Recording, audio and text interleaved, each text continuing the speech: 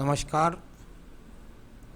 मेरे सामने एक 38 वर्ष के व्यक्ति का हाथ है और इनके बारे में यहाँ मैं पढ़ने जा रहा हूँ। जब मैं इनकी कनिष्ठा उंगली को देखता हूँ, कनिष्ठा उंगली ज्ञान की उंगली है और ज्ञान की उंगली यदि मैं देखता हूँ तो सूर्य की उंगली के प्रथम पर्व तक पहुँच गई है। सबसे पहले ये तय कर लेना बहुत जरूरी होता है हस्तरेखा के अंतर्गत कि व्यक्ति के पास बुद्धि किस प्रकार की है।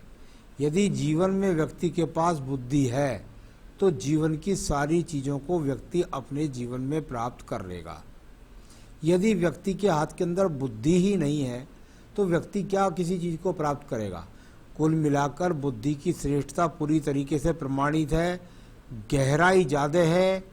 बस जरा जल्दबाजी से आपको बचना है, स्टेप बाय स्टेप चलिएगा और अपने जीवन की समस्याओं को आप हल करने में स्वयं से सिद्ध हैं।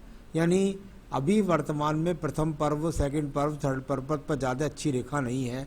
कुल मिलाकर बहुत ज़्यादा धन प्राप्त करने के या व्यवहार में किसी प्रकार की बेकार नहीं है कि व्यवहार में आप किसी प्रकार से रूढ़ हो जाते हैं या ज़्यादा चिड़चिड़ापन आता है, ऐसा कुछ नहीं है। लेकिन अभी आपको व्यवहार और अच्छा करना पड़ेगा, उत्तम करना होगा, तभी आप अपने जीवन में उन्नति प्राप्त कर सकेंगे।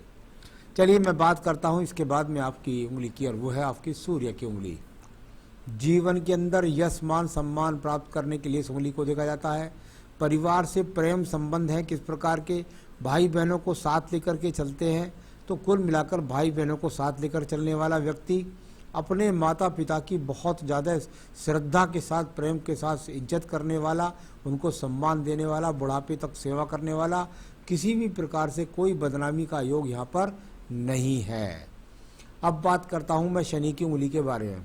शनि की उंगली ज़्यादा टर्न लेकर के ऊपर से मुड़ी हुई है, यानी आपके जीवन के अंदर निश्चित बात हो गई कि शनि का छल्ला तो ऐसे व्यक्ति को पहनना ही नहीं चाहिए या अंगूठी तो पहननी ही नहीं चाहिए। साथ ही साथ शनि की ढैया और 7.5 जब जीवन में आएगी तो आपका स्ट्रगल हो जाएगा, आपको मेहनत ज़्यादा हो जाएगी और उस मेहनत के साथ साथ कुछ धन का खर्च भी ज़्यादा हो जाएगा।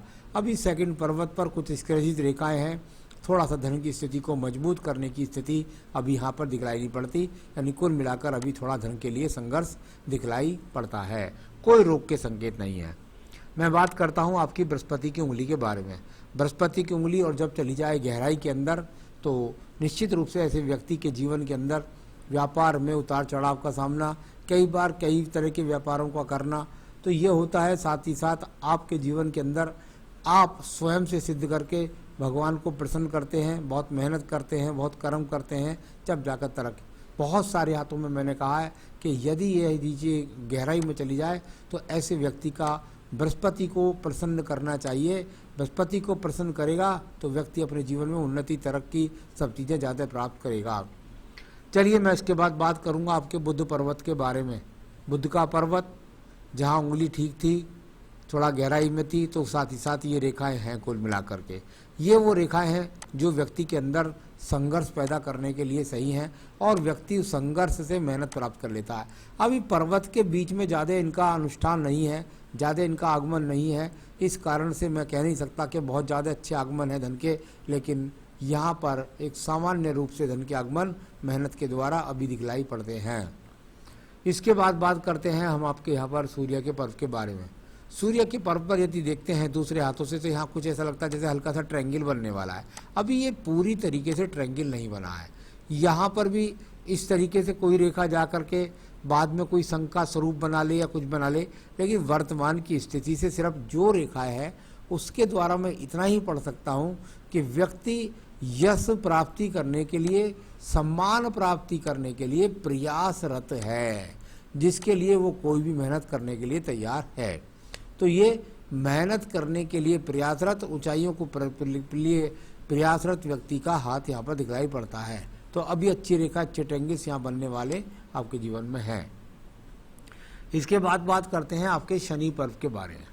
शनि का पर्व और शनि के पर्व में जो ये बीच का क्षेत्र है इसमें अभी किसी प्रकार की रेखा दिखलाई नहीं पड़ती। यानी कि अगर मैं यहाँ देखता हूँ तो थोड़ा इधर की तरफ दिखलाई नहीं पड़ती, ऊपर कुछ रेखाएं आपस में हल्की सी टकराव के साथ, कुछ कटाव के साथ इस तरह से महसूस होती हैं। इन रेखाओं का कोई फल नहीं बोला जाए, इनको बोलते हैं आकस्मिक रेखाएं। अचानक आई, अचानक उदय हुई, अचानक अस्त हुई। जब तक इनका कोई स्वरूप किसी अच्छे चिन्ह के रूप में ना बने, जब तक इनका लाभ नहीं मिलता। अच्छी बात यह है कि हृदय रेखा से उठकर के भाग्य रेखा बन रही है। व्यक्ति कुल मिलाकर के भाग्य से नहीं, वर्तमान में कर्म से कर रहा है। यानी अभी आपका भाग्य, कहते हैं ना जैसे भाग्य साथ नहीं दे रहा, तो अभी भाग्य साथ नहीं दे रहा। चलिए मैं बात करता हूँ आपके बृहस्पति के पर्व के बारे में। बृहस्पति का पर्व, उस पर देखेंगे हम कैसे फल हैं, शुभ हैं, अशुभ हैं, किस प्रकार की स्थितियां हैं। यहाँ पर किसी भी प्रकार का कोई चिन्ह मजबूती के साथ नहीं है। ये आकस्मिक रेखा यहाँ पर आपके हाथ के अंदर है। बस इतना है कि प्रयत्न कर रहे हैं, योजना बना रहे हैं। और अच्छी बात यह है कि कोई दूषित चिन्ह भी नहीं है, यानी ऐसा भी नहीं है कि व्यक्ति को उसका भाग्य साथ नहीं देगा, तो दूषित फल नहीं है, ये अच्छी बात है। लेकिन बहुत ज़्यादा लग्जरियस जीवन यहाँ कहीं भी नज़र नहीं आ रहा। अब बात करते हैं इसके बाद में हम आपकी यहाँ हृदय रेखा के बारे में। हृदय रेखा और यहाँ से आपको ये दो मुखी हृदय रेखा आपको चलती हुई नजर आएगी। जब इस प्रकार से दो मुखी रेखाएं आती हैं तो व्यक्ति मन से बहुत अच्छा होता है। दूसरी बात, व्यक्ति अगर कहूँ तो जैसे दो सपोर्ट रेखाएं हैं, यानी आपने अपने जीवन के अंदर जो मन की अभिलाषाएं, इच्छाएं होती हैं, वो दुगनी प्रवृत्ति के साथ व्यक्ति के अंदर होती हैं। और इस हृदय रेखा पर किसी भी प्रकार से किसी भी दीप का चिन्ह नहीं, किसी भी बुरा चिन्ह नहीं, कोई बीमारी का योग नहीं, पत्नी के साथ अच्छे संबंध है और साथ ही साथ समाज में अच्छी सोच रखने वाले व्यक्ति का यहाँ पर हृदय रेखा है, तो किसी प्रकार का संबंध खराब दिखाई नहीं पड़ता। मैं बात करता हूँ इसके बाद मंगल पर्व के बारे में। मंगल पर्व कर्म का पर्व, और कर्म के पर्व पर ये रेखा है। इतनी रेखाओं से आपका काम नहीं चलने वाला है। यानी ये वो रेखाएं हैं जिनको कहते हैं भाई हाँ ठीक है, मैंने अपने काम के प्रति का अपने उत्तरदायित्व हूँ, अपने काम के प्रति जिम्मेदारी निभाता हूँ, बस इतना कह सकते हैं। लेकिन इनको मैं बहुत ज़्यादा कर्म रूपी रेखा नहीं मानता। यानी आपको मेहनत बहुत करने की ज़रूरत है, दिमाग की योजना के साथ साथ मेहनत और मजबूती से करनी होगी, तभी जाकर के आप जीवन में ज़्यादा अच्छी तरक्की प्राप्त करेंगे। तो यहाँ अभी जो कर्म है उसके अंदर और आपको अपनी जान डालनी होगी। आइए बात करते हैं आपकी हृदय रेखा के बारे में। हृदय रेखा जब ज़्यादा डाउन होकर के चले व्यक्ति के हाथ के अंदर, ये बुद्धि रेखा की बात कर रहा हूँ मैं, तो ये बुद्धि रेखा जब आपकी ज़्यादा डाउन होकर के चलती है तो व्यक्ति ज़्यादा योजनाएं बनाता है, बहुत दूरगामी योजनाएं बनाता है, दूर दूर की सोच रखता है, बड़ी बड़ी योजनाएं बनाता है। तो योजना बनाना कोई बुरी बात नहीं है, बुद्धि रेखा कोई बुरी नहीं है, किसी प्रकार का दीप नहीं है, कुछ नहीं है। परंतु योजनाओं को धीरे धीरे चल के सहजता के साथ में एकत्रित करके यदि आप चलेंगे तो आपके जीवन में ज़्यादा सफलता प्राप्त कराएगी। यहाँ पर बुद्धि रेखा की तरफ एक ट्रायंगल सा बनता आपको नजर आता है। लेफ्ट हैंड का ट्रायंगल इतना लाभदायक नहीं होता व्यक्ति के जीवन के अंदर जितना राइट की तरफ का होता है। यानी बुध की उंगली सूर्य की उंगली की तरफ होता है तो ज़्यादा लाभकारी होता है। इसको कह सकते हैं कि भाई जो ट्रायंगल है वो बनने का प्रयास कर रहा है बुद्धि रेखा पर। यानी बुद्धि रेखा पर जो ट्रायंगल बने तो इसको कहते हैं, जैसे आपकी उम्र इस समय 38 वर्ष है, यानी दिमाग के अंदर कोई योजना चल रही है, उसके द्वारा आप कुछ सफलता प्राप्त करना चाहते हैं, कुछ योजनाएं आपके पास हैं, उनको कार्यान्वित करना चाहते हैं, इस तरह का इनका फल बोला जाता है। तो इनका विशेष कोई लाभ नहीं है, योजनाओं में बुद्धि में इसका लाभ है। मैं बात करता हूँ द्वितीय मंगल पर्वत के बारे में। छोटी मोटी रेखाएं हैं, कोई झगड़े के, कोई झंझट के, कोई मुकदमे के, इस तरह की कोई योजना यहाँ पर नहीं दिखाई देती। अब बात करते हैं हम आपके चंद्र पर्वत के बारे में। अगर आप पूरे चंद्र पर्वत को देखेंगे तो एक तरह से जो रेखाएं हैं वो रेखाएं तो कुछ नहीं है, वो तो एक आकस्मिक रेखाएं हैं, आई चली गई, उनका कोई फल नहीं होता। पूरे पर्वत पर किसी भी प्रकार का बुरा फल ना होना, किसी प्रकार की बुरी रेखा ना होना, ये भी अच्छा फल है। अच्छी रेखा नहीं है, व्यक्ति कोई विशेष योजना नहीं बनाता विदेश जाने की, दूर जाने की, चलिए कोई बात नहीं है, मन से अच्छा है, जल से नहीं डरता, पानी पीने का शौकीन होता है, किसी प्रकार के बुरे ऐबों में नहीं पड़ता है, यहाँ मन का बहुत अच्छा है, माता भी बहुत अच्छी होती है प्रवृत्ति के ऐसे व्यक्ति की। तो कुल मिलाकर इस प्रकार की यहाँ सर अगर देखें तो चंद्र पर्वत आपका ऊर्जित दिखलाई पड़ता है, यहाँ से कोई विदेश यात्रा रेखा दिखलाई नहीं पड़ रही। आइए बात करता हूँ आपकी भाग्य रेखा की बात। ये भाग्य रेखा आपकी मणिबंध से चली है।